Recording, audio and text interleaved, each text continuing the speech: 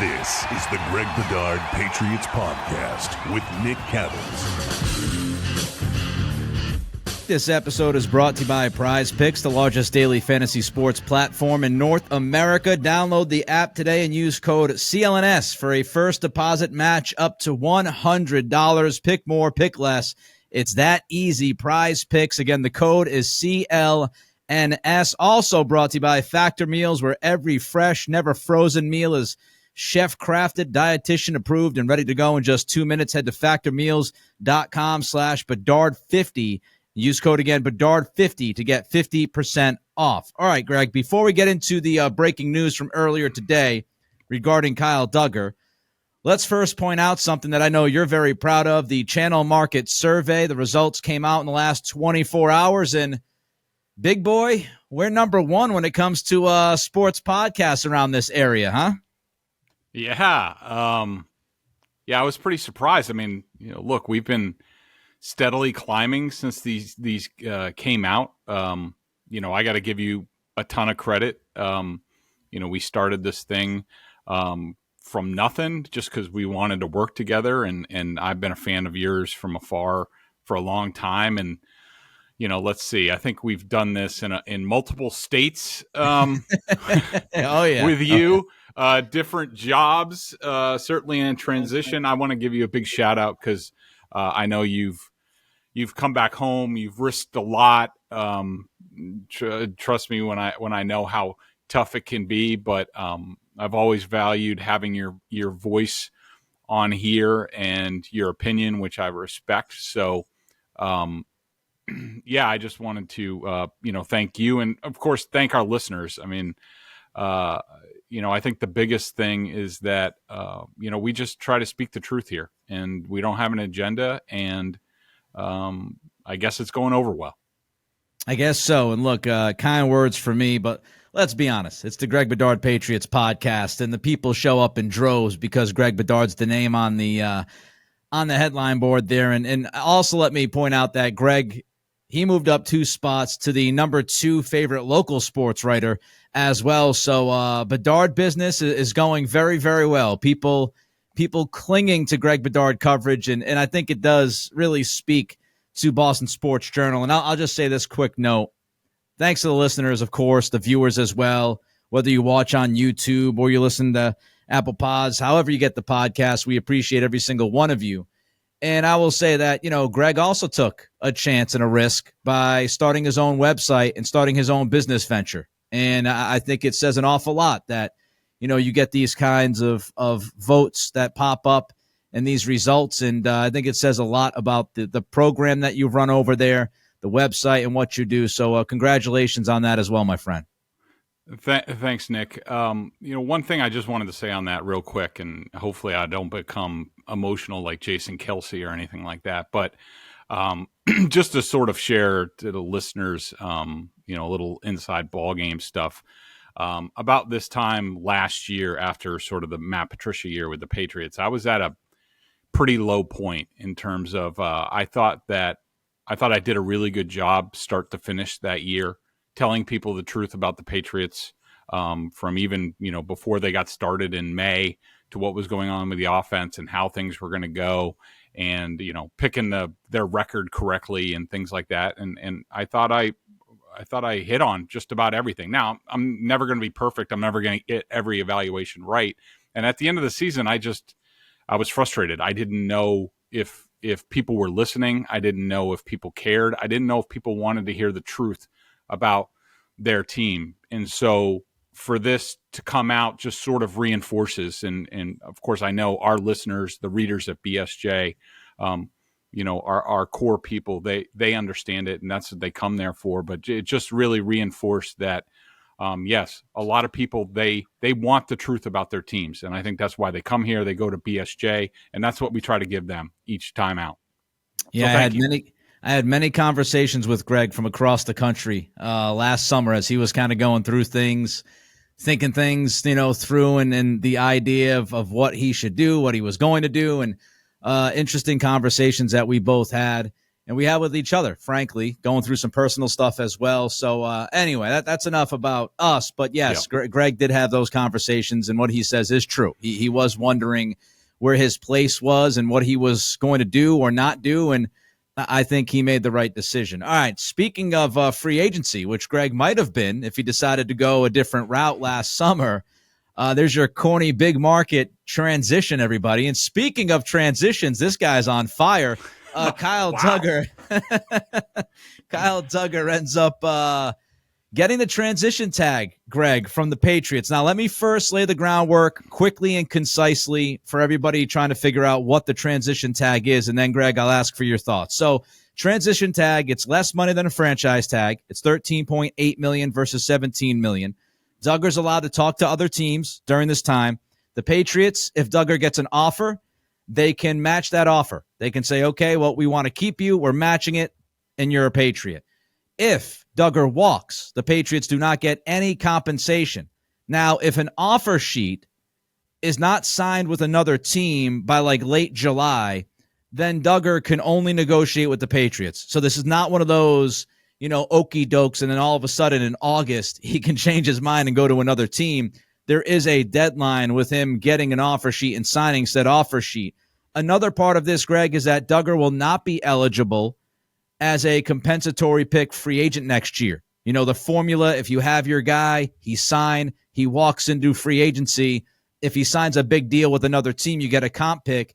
This transition tag wipes that formula out unless the Patriots rescind the tag. If they rescind it, then that compensatory formula stands.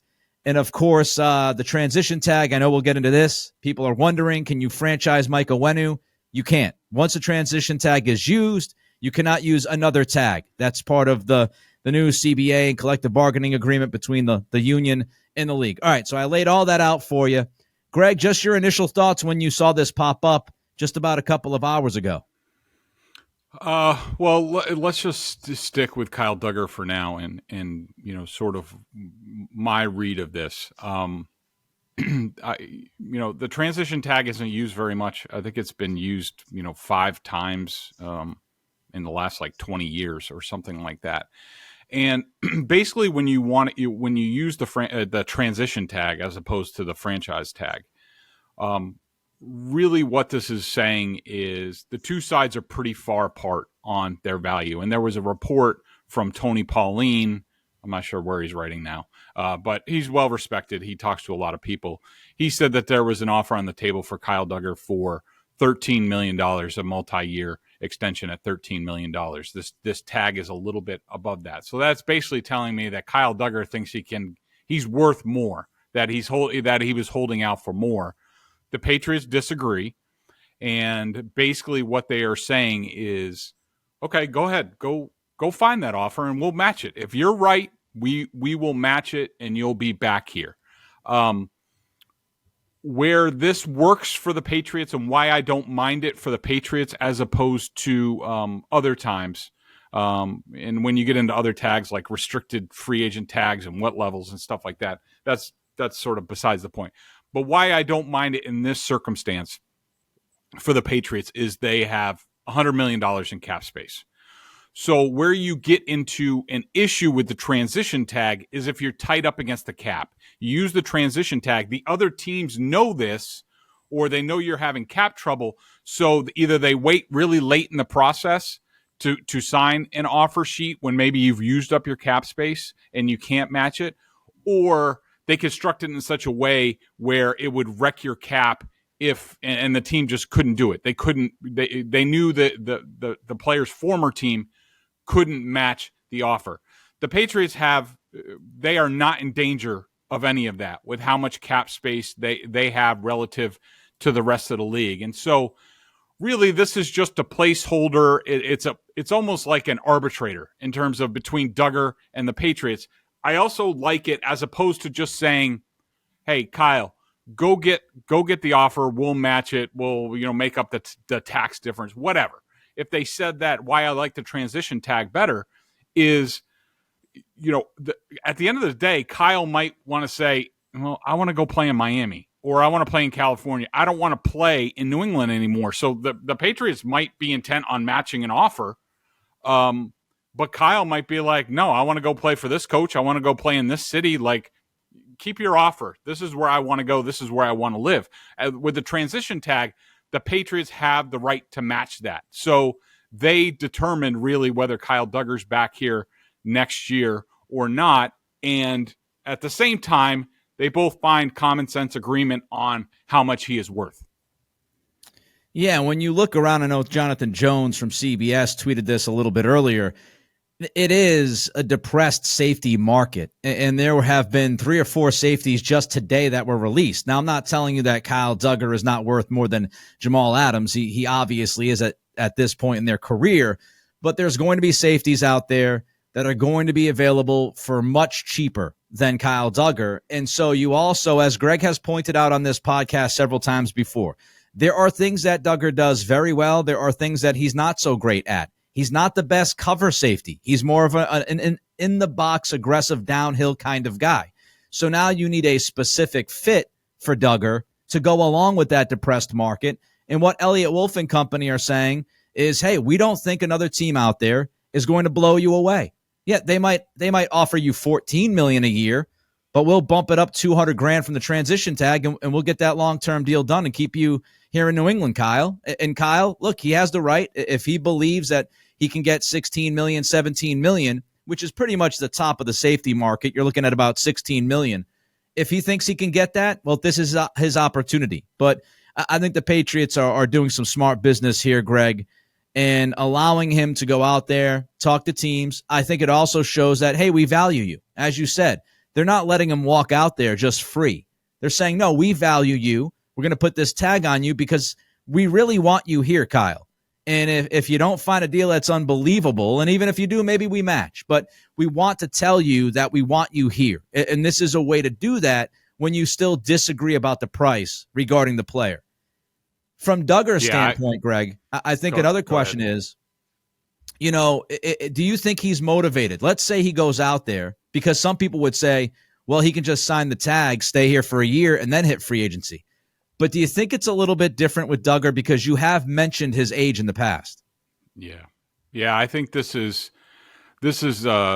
unique, and I was afraid that, not afraid, but I suspected that Kyle, because he's going to be 28 this year, and really this is going to be his only chance at a big contract. And I know if I was in his shoes, I would go to market and get as much as I can because, say he gets a contract, he's likely playing 3 years. Now he's into his 30s. And who's going to sign him to another big money contract in his 30s? The way he plays, I didn't think that was the case. So I always figured Kyle would probably reach for the stars.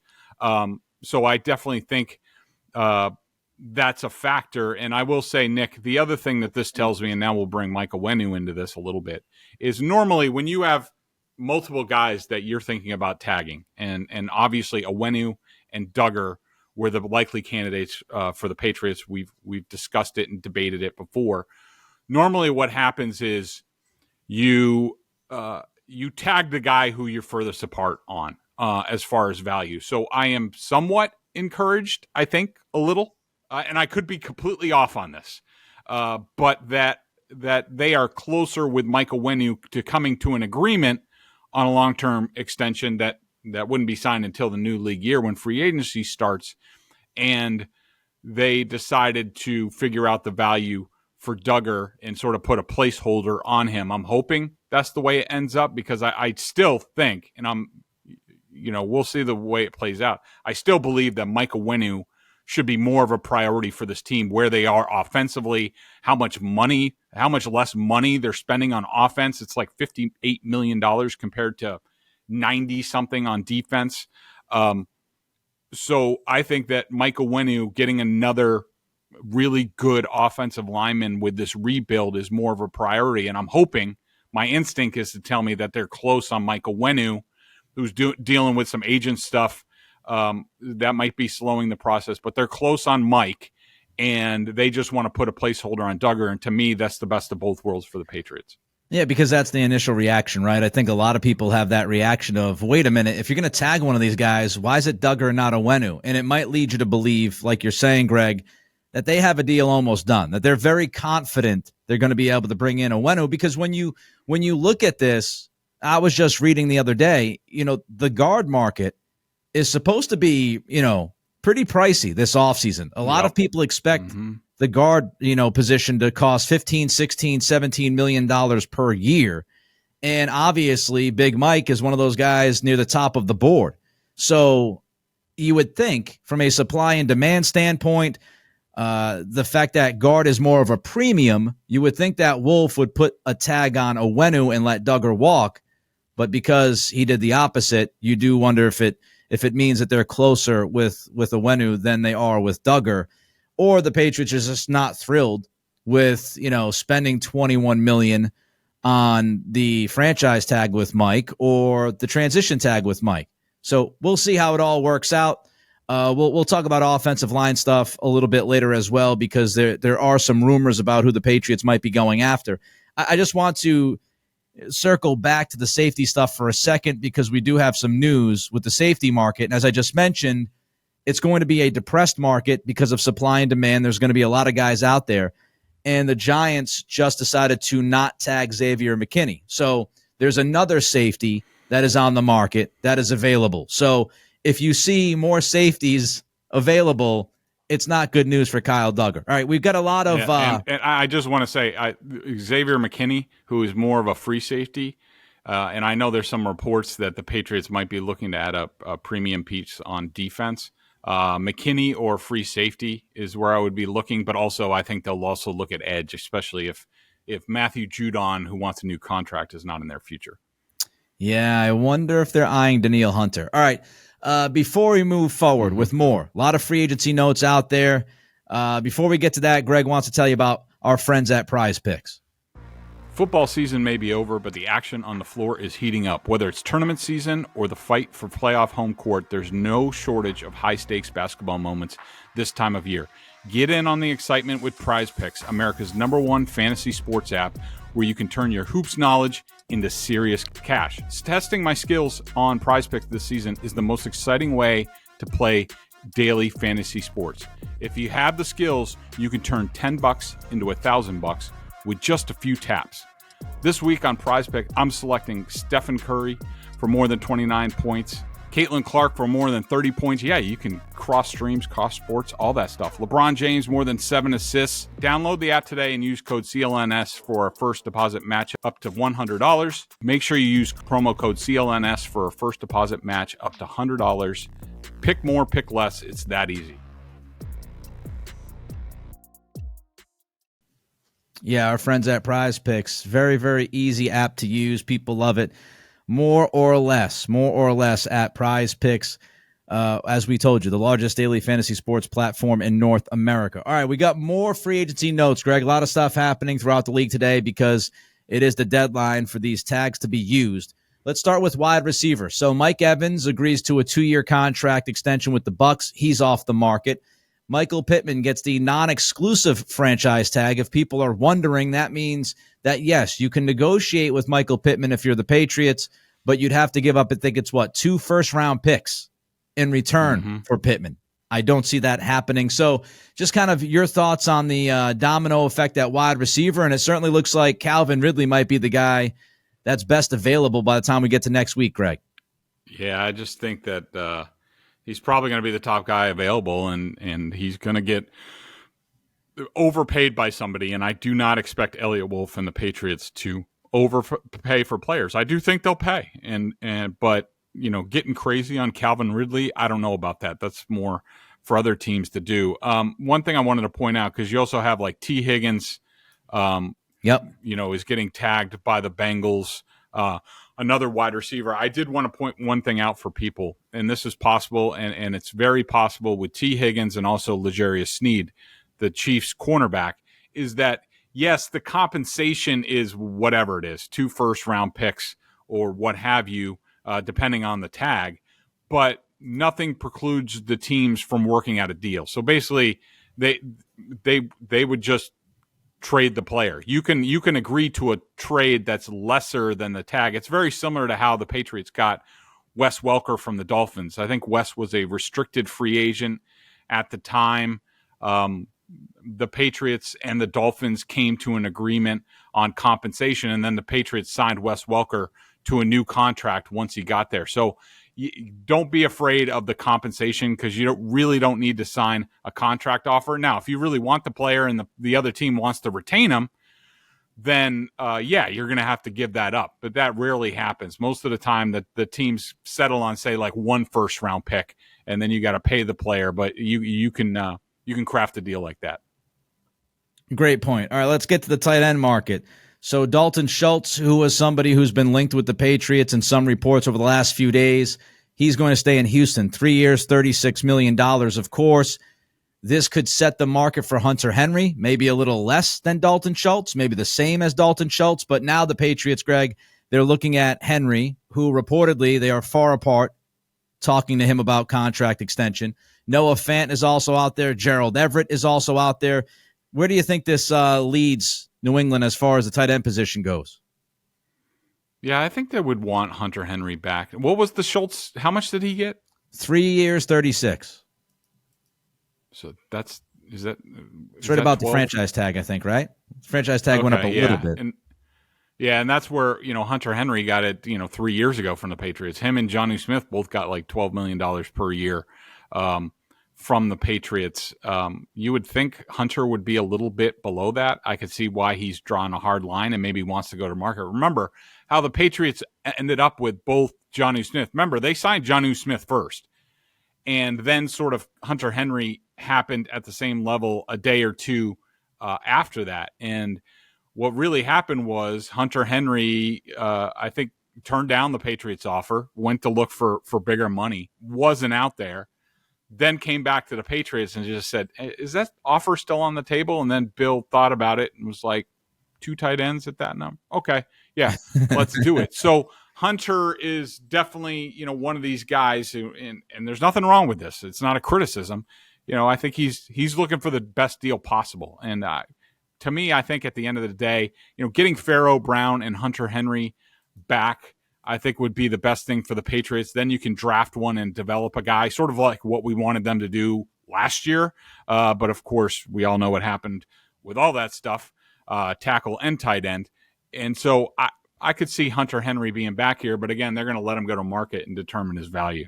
All right, more tag news. Josh Allen just tagged by the Jaguars. He was one of the top edge guys defensively there in free agency, or was expected to be, or hoped to be.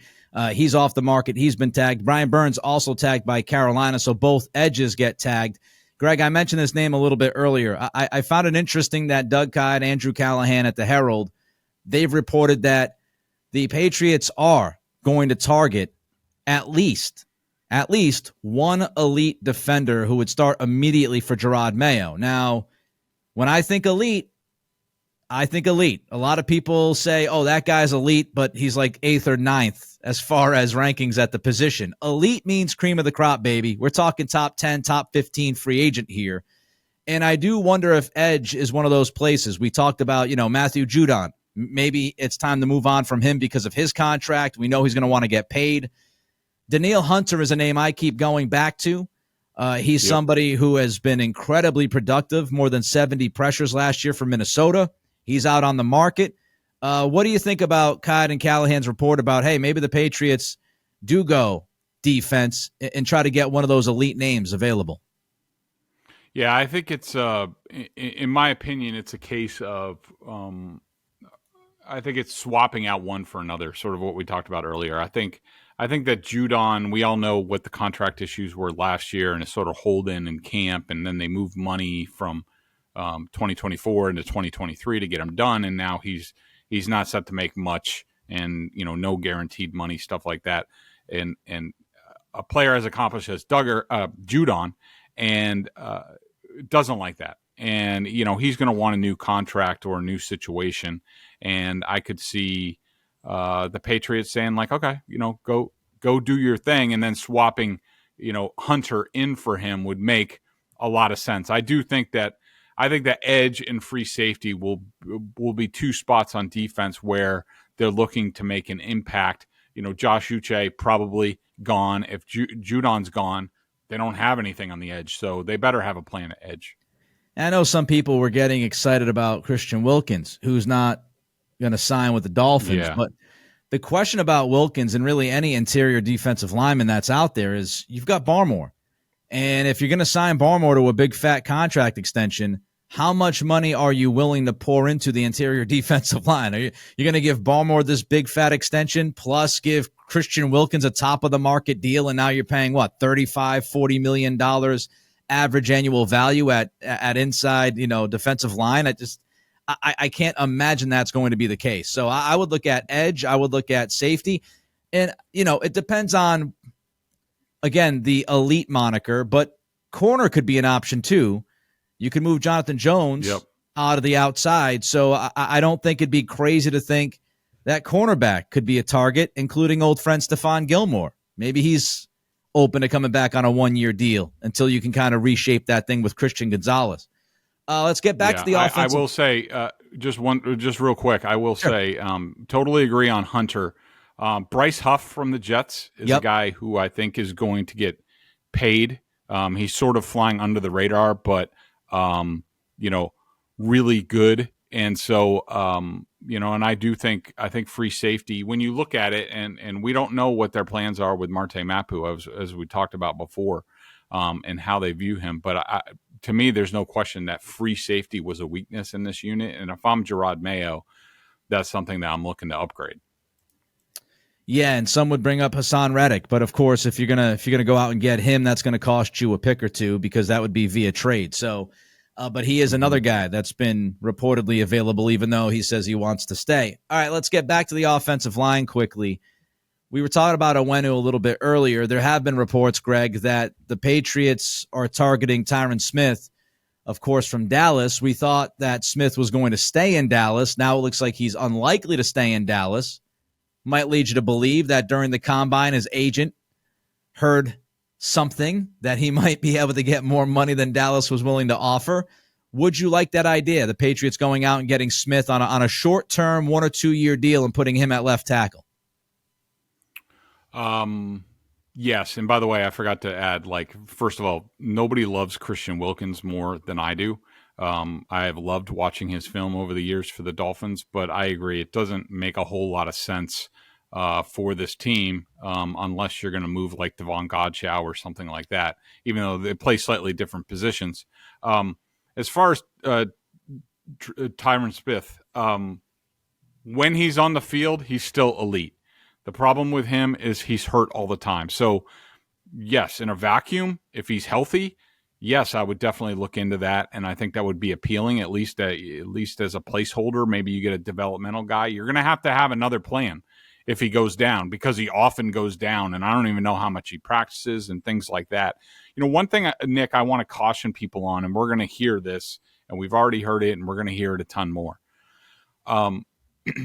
To me, it's hard to discern these reports, like how much interest there is, because what's one reporter is the interest is another reporter's due diligence and that sort of thing. So I just caution people, just because the Patriots, they might be quote unquote linked to somebody. Look, the Patriots are gonna, anybody who's available, including Tyron Smith, they are going to check in on. They are going to see what not only for their own interest, but possibly just gauging the market, maybe even negotiations with other players and things like that. Basically, anybody that is available, and this goes for free agents, this goes for trade. The Patriots someone from the Patriots is going to call that team, is going to call that agent and find out what's going on. Hey, keep us in mind. Let us know what you're doing. Does that mean that they're interested, that they're really targeting this person? No. So, just people should just be careful about, linking too much. A lot of this is just due diligence and doing their job and making sure they know the market and not actual interest. And sometimes that's tough to discern. Yeah, and I'll just go back to your points on Smith and his health. You have to have a backup plan, as you said. Is Calvin Anderson back in football? How is he health-wise? Do you think he has something left that he was not able to show last year because of the illness he had? Is he your swing tackle? Jermaine Illuminor is a name that I keep bringing up.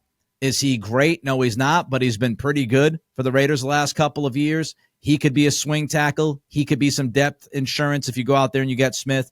Smith played 14 games last year.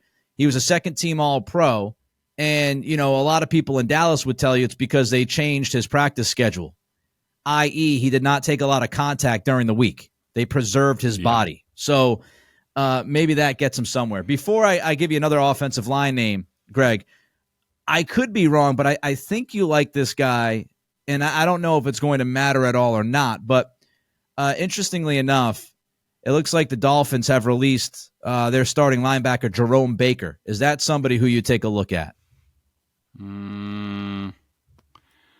I would need to do more of a deep dive. I love Baker's athletic ability, but man, he is snookered a lot on play action, over aggressive. I mean, is that the type of guy that Gerard Mayo looks at and says, I can coach this guy up? Possibly. To me, I thought at least in the recent scheme for the Dolphins, I thought he was more of a liability than anything, but certainly a fascinating prospect if you think there's another level you can coach him to. Another name that's been mentioned about this O-line, possibly Patriots looking at, targeting, talking to, whatever the case may be. Jonah Williams. He is somebody supposedly on the radar of the Patriots. I don't know if this is in case you don't get Smith. It sounded like the report that I read, I think it was in Mass Live with Karen and Chris Mason and Mark Daniels. That report certainly made it sound like it was Smith first and then Williams if they couldn't get Smith. But your thoughts on Jonah Williams as an option? Yeah, I mean, that's a name that I've been talking about for a while that, if I was going to draw it up, Jonah Williams would be that tackle that I can get, and I'm still flexible because he's played both sides of the line. Yep. You could go, okay, we're going to lock up Jonah Williams, so we know we have a starting tackle. And it could be he could start at left tackle. He did that for many years and was a good, solid player. He's better in pass pro than he is run blocking. And say you end up at the end of the day trading down and taking one of the top tackles in the draft or what have you, the secondary, and the kid pops. Well, and he could play left tackle. Let's just use Joe Alt as an example. Say you trade down a few spots in the draft out of quarterback and you draft the best left tackle.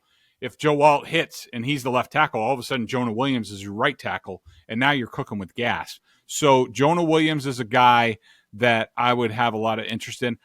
I wouldn't mind, Nick, I don't know how you feel about this. I wouldn't mind kicking the tire on Mekhi Becton. I know he's had a lot of issues. It all depends on the contract and stuff, but man, there's no question. His early rookie tape was unbelievable. And, sometimes guys just go through stretches in their career, especially when they're young, when they go through injuries and then all of a sudden they come out of that. Is he coachable? A lot of it's going to depend on what the Patriots, what Scott Peters, the offensive line coach, what Kugler, the assistant offensive line coach, what they thought about him coming out in the draft. There's no question the talent is the upside is unbelievable. And there's one other name that I wanted people to, and I don't even know if it's on this list where I'm looking, and I keep scrolling through Pro Football Talk. I am going to try to find it. It is the Vikings have a backup offensive lineman that I heard things about when the Patriots traded for, which is the dude that they traded for the Vikings? Vidarian Lowe. Somebody told me, Vidarian Lowe's got a chance. Who you really want is a guy named Oli Udu, 6th-round pick in 2019. That there's he's 6'5", 6'5.5", 320 pounds. Hasn't really got a ton of a chance with the Vikings, but he might be sort of one of those under the radar, small bet, hoping it hits big that the Patriots could be interested in. Yeah, to get back to Becton, he is just a massive human. And the question is, can he stay in shape? Can he stay healthy?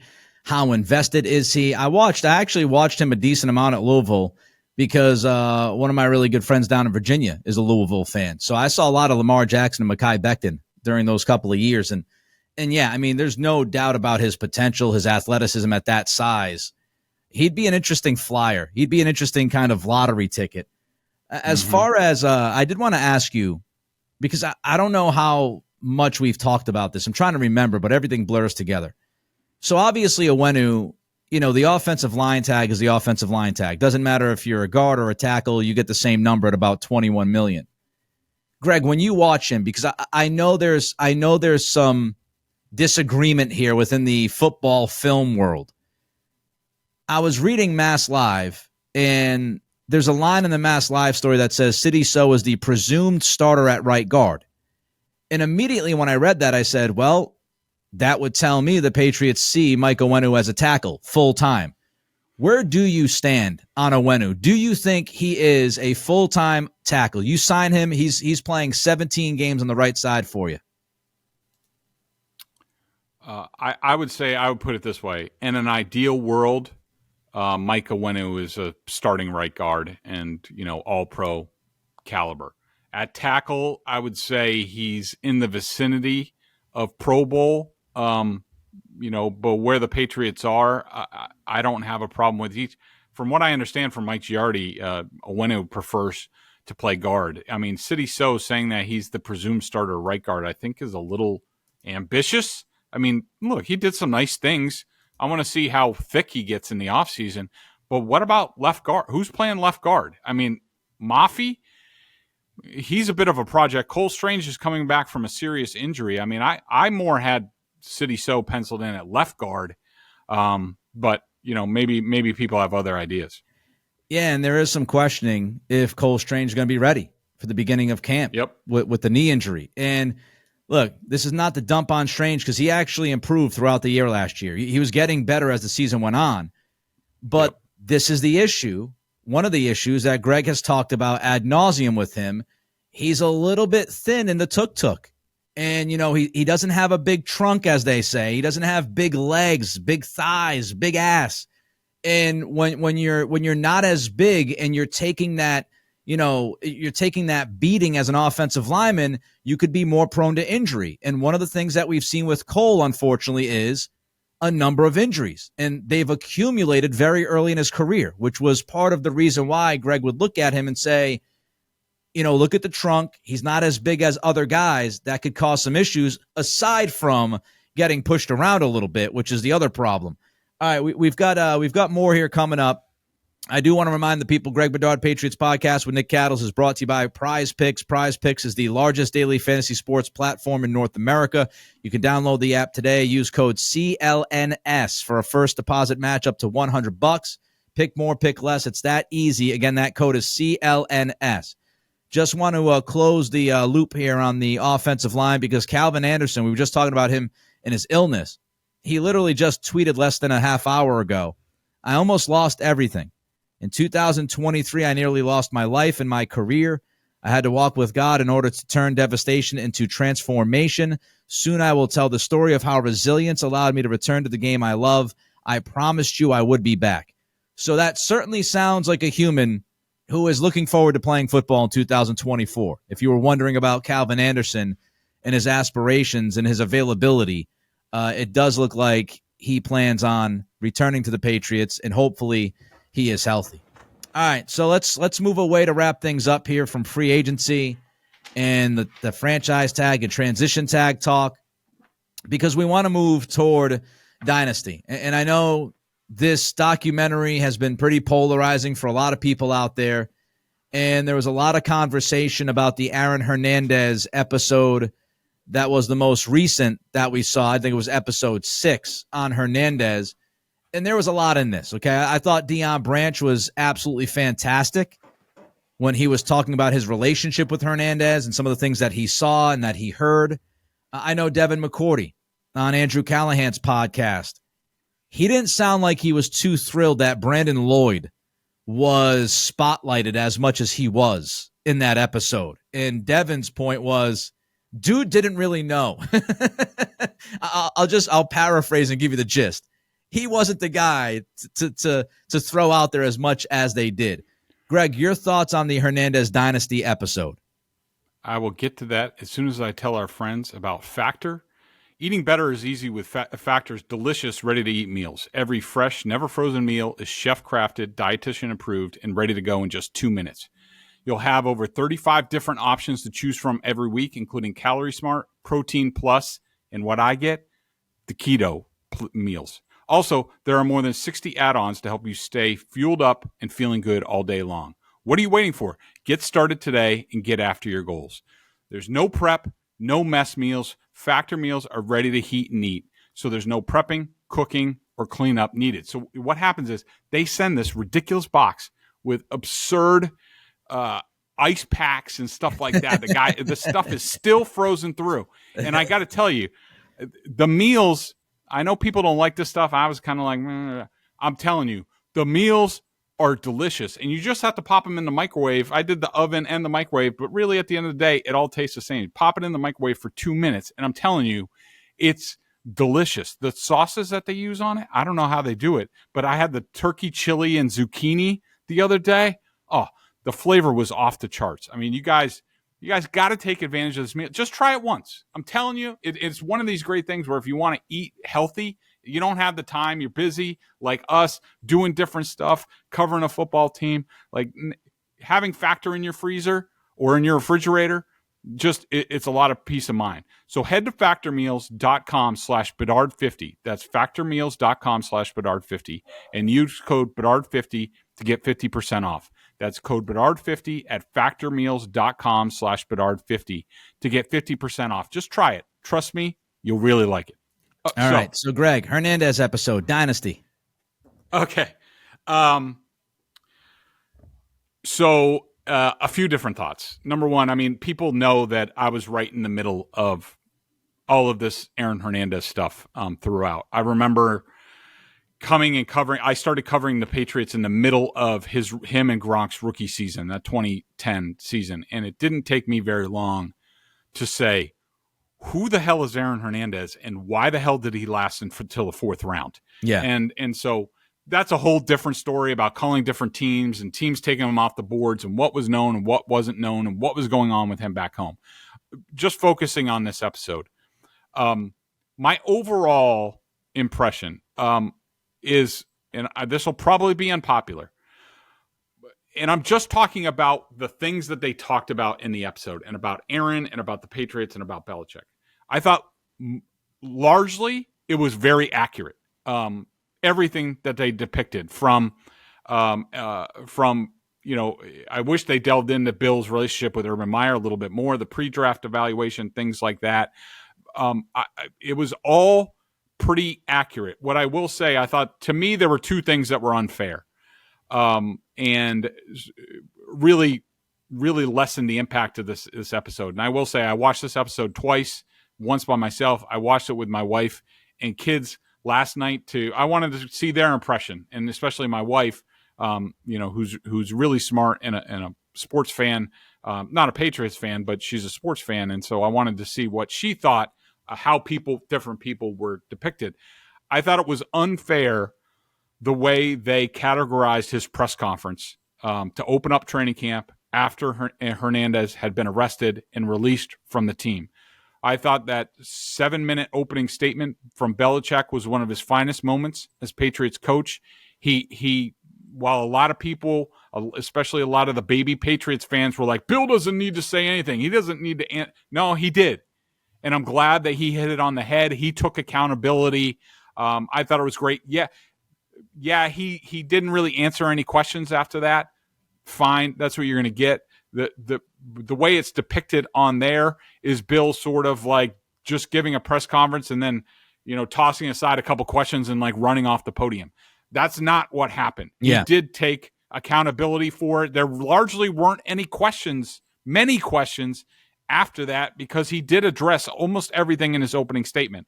And I thought the closing statement by Kraft, at least the first part of it, where he talked about when we bought the team, we wanted to make a positive impact on our community, and we didn't in this case.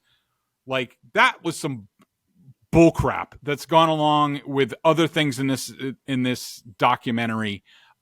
He would have been fine if he just went into the people that lost loved ones, to the daughter that doesn't have a father. We messed up. I apologize. That would have been fun.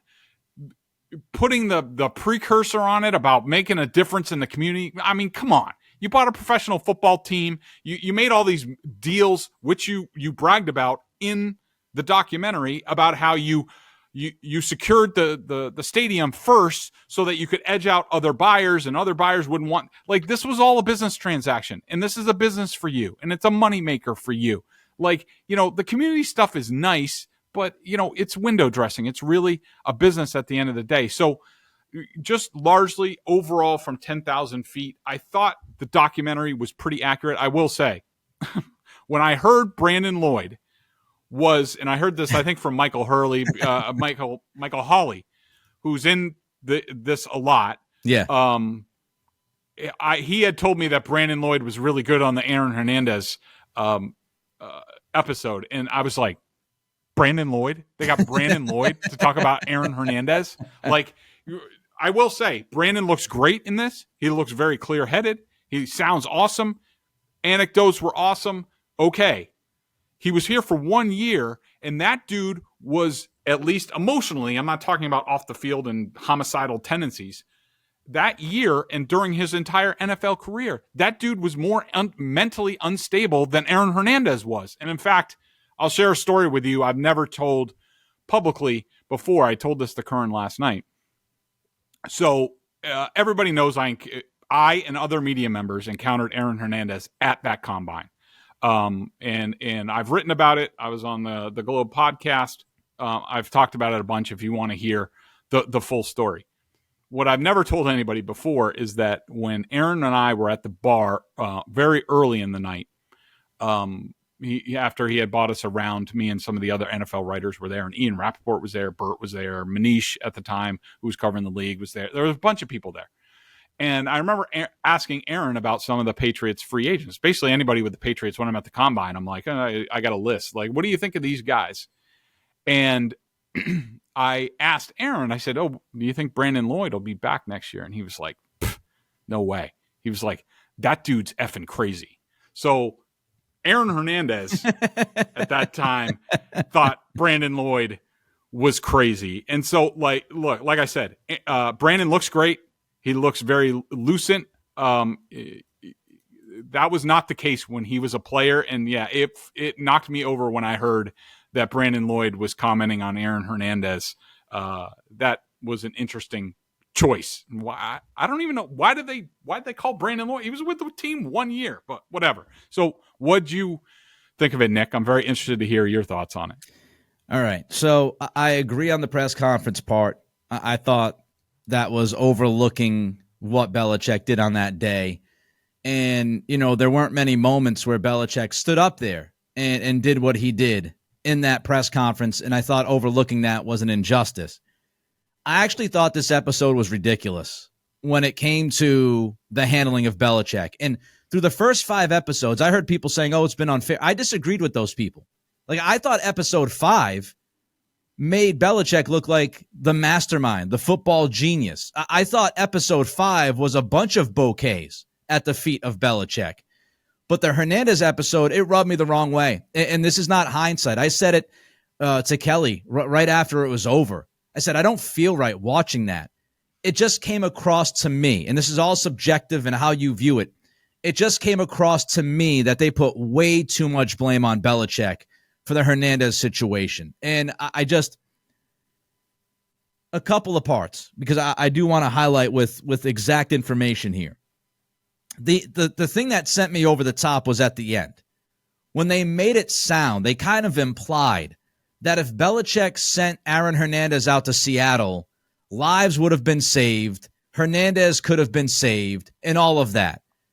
Hernandez had deep-rooted issues that began at 16 years old, and he is not going to move to a different part of the country and all of a sudden become a different human being. That is 100% speculation. We have absolutely no proof that Aaron Hernandez would have changed his ways. He could have went out to Seattle and killed 3 more people. We have no idea what would have happened if Belichick traded Hernandez. In this idea, I didn't think, Greg, and I know it's a life thing, but from a football standpoint, let's look at that for a minute. You just signed the guy to a contract extension. He's one of the best tight ends in football. He is super young. He's still 23, 24 years old. And you expect Belichick, because Hernandez went to him and said, my family's in trouble. And Belichick's response was, we'll give you security detail. We'll make sure you're safe. And he pretty much denied it and said, no, ship me to the West Coast. At that point, Belichick might be thinking, this is a leverage play. This guy just wants to be out of here. And on top of that, if I call a team on the West Coast and I offer them my Pro Bowl stud tight end who just signed a contract extension, don't you think that's going to raise some red flags? So that part wasn't even brought up, the football side of it and why Belichick might say no. It was just, Belichick was just selfish, football above everything else. No, you just said that he offered security detail and offered to protect Aaron Hernandez's family. It's not as if Belichick was just like, well, them's the breaks, Aaron. Good luck. Another thing I would say that rubbed me the wrong way was Jonathan Kraft at the end of this. Because boy, oh boy, did he have his I put my cape on moment during this episode. Mm-hmm. Robert Kraft was out of the country. Bill Belichick was out of the country. And all of New England was looking towards the mountaintops to find the savior, the moral compass. And Jonathan Kraft was the moral compass who put his fist down on the table and said, I know Robert's not in the country and Bill's not in the country, but we've got to get rid of Aaron Hernandez moments after he was arrested. And the shaping of that, Greg, from Jonathan bothered me because the way that Jonathan kind of dismissed what Belichick said on the phone to him when he called, it just made it sound like Belichick couldn't care less that this guy just got arrested, on allegations of murder. It was, well, I know how Bill does business. He would have let it play out. Again, that's more speculation. It's reckless speculation. We're talking about the guy just got arrested. Maybe Belichick said, hey, you know what? How about we wait to see if he's officially charged and let's see what happens. I'll get back to the country and we can put our heads together. So I thought the way it was framed was just really a disservice to Belichick. And it was borderline blaming the guy for Hernandez's issues. And I just thought that went above and beyond. Yes, he is culpable for looking the other way. But let's not forget, Bill Belichick coached Lawrence Taylor. We know the stories about LT. And so it doesn't make it right or wrong. But Belichick came up in the time in the NFL as a coach that a lot of guys were doing a lot of things. And so did Belichick know this guy was homicidal? I'm going to guess and say no. Did he think he was a partier? Did he think he had some shady friends? Did he know that he was going out late and that he was getting, maybe he might got into a scuffle or two and that he got stopped speeding on the highway by a cop one time? I'm sure he knew those things. But on a human level, I don't think Belichick would have just kept him on this team if he thought it was going to go as far as it went and it was as bad as it was. That's how they made me feel watching that. And that's fair. And I do agree with you that the framing is rough. I will say my wife, like I asked her, point blank, like, how do you think it depicted Bill? And, she made the comparison to, Joe Paterno at Penn State. And I will say, look, the framing, I agree with you. And some of the music and the dramatic music when Holler's talking, I agree with you. The framing was rough. They were obviously going for production value, but I do think that and I'll just say, I don't think that if Bill traded Aaron to, say, the Seattle Seahawks, we don't know what would have happened. All we can go on is Aaron had been in Florida and shot somebody in the face. Aaron had been in California with his wife and had a domestic violent incident in California, which really set Belichick off to the point where he brought his brother DJ in, and DJ was like he's not listening to anybody. And we know DJ now has his own problems of his own. I'll just say that, like, I thought for the most part it was factually fine, because I do think the overriding thing was Bill Belichick, and I'm not saying he was going to know he was going to be homicidal.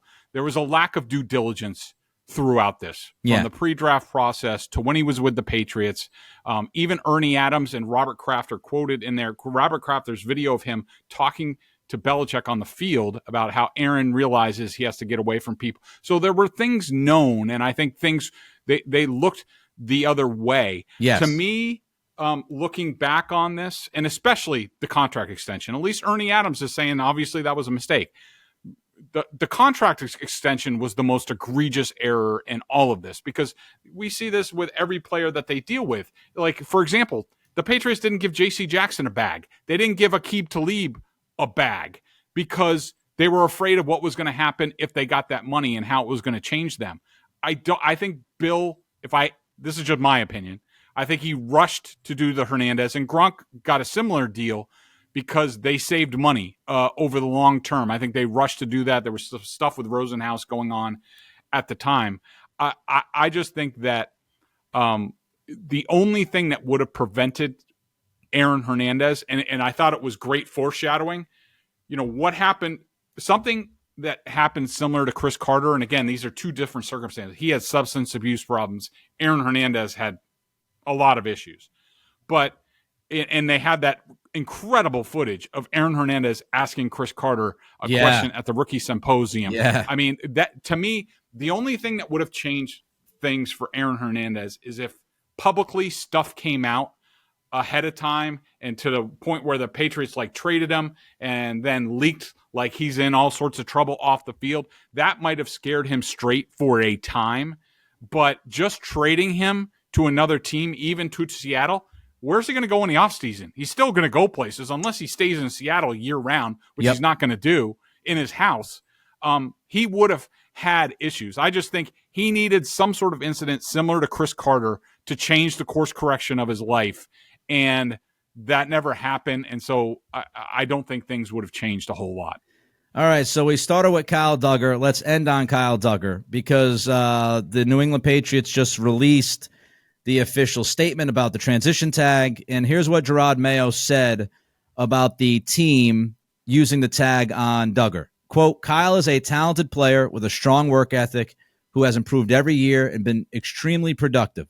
We value players with high character and chose to use the transition designation to give both sides more time to reach a long-term agreement, which is our goal with Kyle. So, unquote. So Gerard Mayo saying on record, look, we put the tag on it because we want this guy here. And I will say the messaging about Duggar and Onwenu, very consistent from both Wolf and Mayo. We'll now see if they back it up with their actions. But they have consistently stood by, we want these guys here for the long term. So we'll see if it gets. By the way, I just want to knock myself back. The Patriots released a statement with a quote from the coach about a free agency move. And where the hell was I? And then also they were very carefully put in there. The tag is a 1-year tender offer for the average of the top 10 salaries at the position. And they said that they are utilizing the transition tag designation to extend their rights to safety Kyle Duggar. This tells you that they really want to keep him. And at some point through this process, they're going to get a value on Duggar and they're going to pay him. My only thing is, I hope they're doing the same thing with Mike Onwenu, and then I'll be a happy guy. We agree. He's Greg. I'm Nick. Don't forget to check out BSJ, $50 for the year. You know the spiel. Boston Sports Journal. We will be back later in the week. Who knows how much news is going to break until then. If something huge happens, Greg and I probably pop on and do a breaking news pod. Until then, be well. It's the Greg Bedard Patriots Podcast with Nick Capp.